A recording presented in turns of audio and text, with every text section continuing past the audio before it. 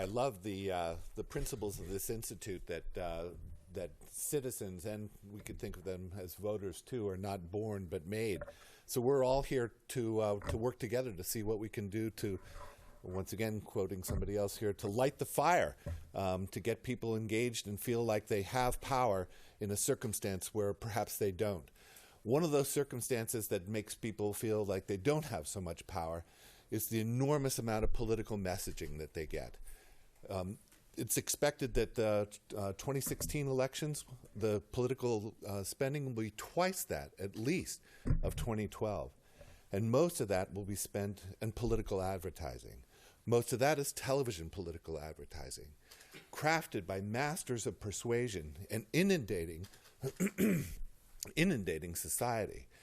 And those advertising, those political messages are carried on local television stations who make enormous amounts of money conveying these ads, but how much effort are they putting into contextualizing those ads? How much effort are they putting into giving people the real information they need to make sound choices? Whoops. I must have twitched. I'm from the Internet Archive. My colleagues and I are technologists who are committed to embracing technology and the transformative capabilities of machine intelligence to be able to have society work at scale. We're archivists who are committed to the proposition that preserving our past helps us not be condemned to repeat it. And we are, at its heart, the Internet Archive is an invitation to collaborate.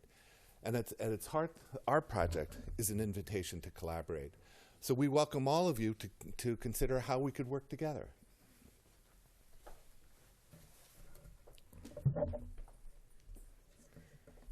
The Internet Archive is the world's largest digital public library. For the 2016 elections, we'll be working with journalists and scholars. Here's the plan. We're going to collect primary, region, select across the United States the television recordings 24/7 and find all the political ads. For each political ad, we're going to make a reference page of the ad with live updating of when and where all of the ads have actually played. We'll add professional journalist fact-checking to add content and context, including the sponsor of the ad and, more importantly, who's behind the sponsor.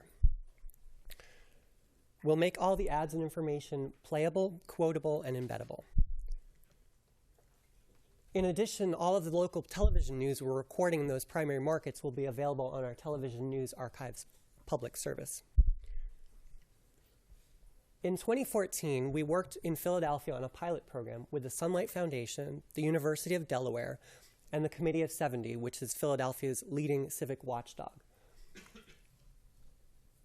And we tested all the technology for what we're going to do in 2016 and 2014, using a little bit more manual processes. In the beginning of this year, we made an exciting breakthrough with computer technology, a piece of software called OddF that allows for us to do audio fingerprinting and matching. Basically, we can find repeated clips throughout all of our television recordings, have someone identify it as a political ad, and then find all of the instances of that political ad. Yay, robots. Okay, so we know all of the stations are going to make a tremendous amount of money on the political advertising this year. But how well will they do about educating us and their viewers about critical political issues? In a 2014 study, we found of all the television programming that was recorded, the ratio was 45-1 of television minutes of political ads versus actual minutes devoted to educating or even discussing political issues. 45-1. So I think that gives an answer to how well they're going to do.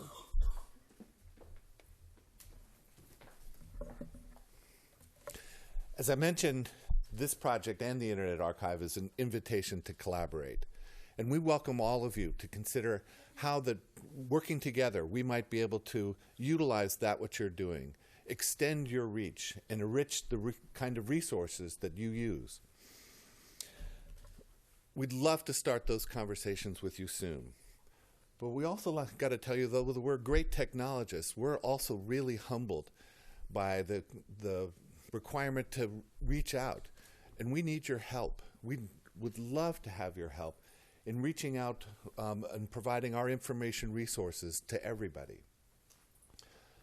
Together, we think that we can really have a chance to kind of balance the effects of big money in the coming elections and balance those with reason and insight founded upon a foundation of big data. So, we're thrilled to be joining everybody here to inform and engage citizens like never before. Thank you.